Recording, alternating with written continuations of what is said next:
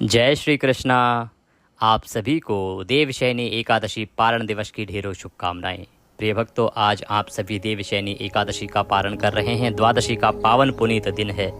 आज के दिन आपको अवश्य सुनना चाहिए श्रीमद् भागवत गीता का 7वां अध्याय। श्रीमद् भागवत गीता के 7वें अध्याय को श्रवण करने की महिमा बड़ी ही अद्भुत कही गई है पुराणों में, और इससे जो मिलने वाला पुण्य है वह भी बहुत ही अतुलनीय है। और विशेष रूप से देवशयनी एकादशी के साथ ही चतुर्मास की शुरुआत हो चुकी है, और चतुर्मास में तो प्रतिदिन गीता का 7वां अध्याय सुनना चाहिए। इसको जितना सुनेंगे उतना कल्याण होगा।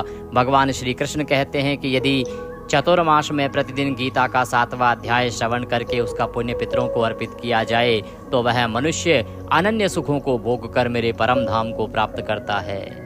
इसीलिए ये नियम आप उठा सकते हैं कि प्रतिदिन गीता का 7वां अध्याय इस चतुर्मास में सुने और उसका पुण्य अपने पितरों को अर्पित करें। अवश्य ही आपका कल्याण होगा। पाठ आरंभ करेंगे, विधि बताएंगे।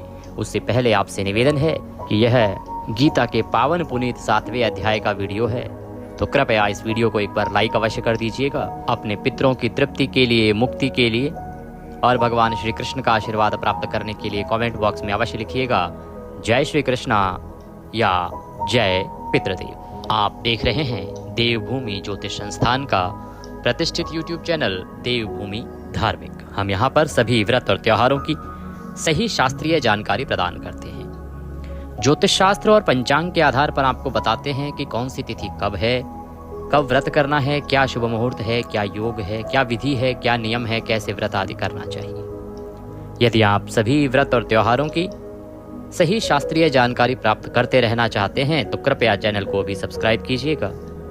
जब आप सब्सक्राइब का बटन दबाएंगे तो वहां आपको घंटी का निशान भी दिखाई देगा, एक बेल आइकन दिखाई देगा। उस घंटी के निशान को अवश्य दबाइएगा, तभी आपको हमारे सारे वीडियोस प्राप्त होंगे और सारी जानकारी प्राप्त होगी, अन्यथा आपसे जानकारी छूट जाएगी। तो कृपया चैनल को सब्सक्राइब करें और बेल आइकन को प्रेस करें। आइए प्रिय भक्तों, आरंभ करते हैं श्रीमद् भागवत गीता का 7वां अध्याय और उससे संबंधित महिमा।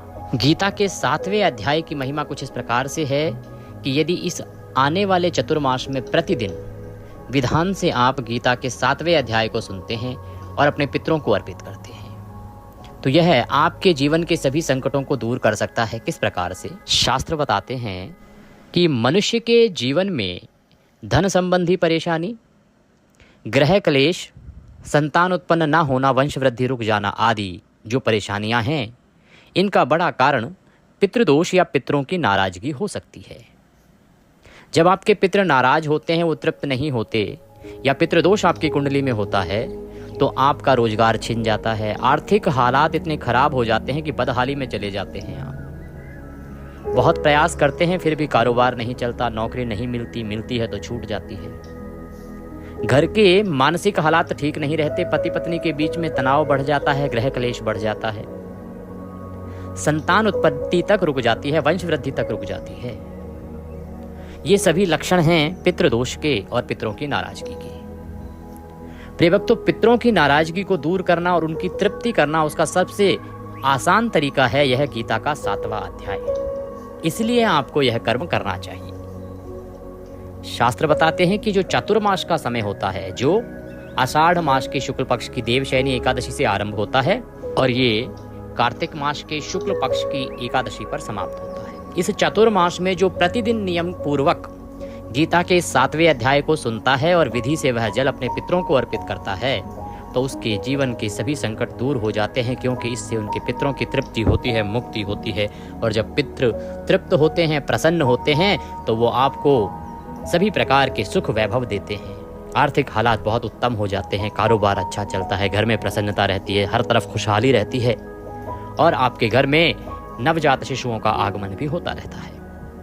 इसीलिए आप इस गीता के 7वें अध्याय के वीडियो को सेव करके रख लीजिए, क्योंकि जितना इसको आप सुनेंगे, जितना पितरों के निमित्त इस पुण्य को अर्पित करेंगे, उतना अधिक कल्याण होगा। नारायण स्वयं कहते हैं कि पहले पितृ पूजा, अगर आपके पितृ प्रसन्न हैं तो देव अपने आप प्रसन्न हो जाएंगे। देवता जितना मर्जी मना लीजिए, यदि पितृ प्रसन्न नहीं है तो कोई कुछ नहीं कर सकता। इसीलिए गीता के इस 7वें अध्याय की महिमा बहुत अधिक है।